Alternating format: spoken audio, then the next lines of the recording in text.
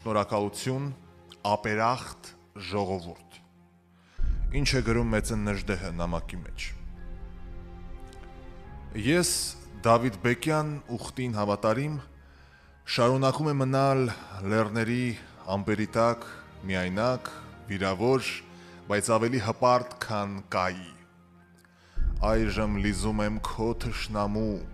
ինձ հասցրած վերքերը և սպասում եմ քեզանից խնդրածս վարպետին, որ գա ու շուտ իր կոպիտ գործիքներով հանի աչքերս, որ կուրացնի ինձ, որ չտեսնեմ քո գլխին գալիք զուլումները, քո խայտառակությունը, քո բարոյական անկումը։ Դու ուզեցիր այնինչ ուզում էր քո թշնամին,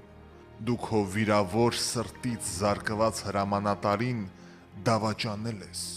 մենակ ես թողել։ Ժողովուրդ, քեզ հետ խոսում է քո հրամանատարը, քո վիրավոր սրտից զարկված հրամանատարը, որի սուրը վաղուց որ հանում քո ինքնապաշտպանության, հանգստացած չէ պատյանի մեջ։ Ու թուրքը, դա թուր բառի հոգնակին է, թուր ու թուրք, հազարավոր թրեր,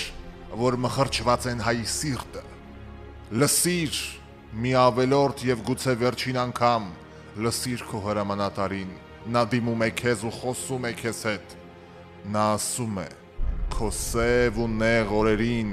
երբ հայակեր գեղվան և օղչի ձորերում, թշնամին սպառնում էր քեզ, քո կնոջ ու քո երեխայի արյունով ներկելու քո հողը,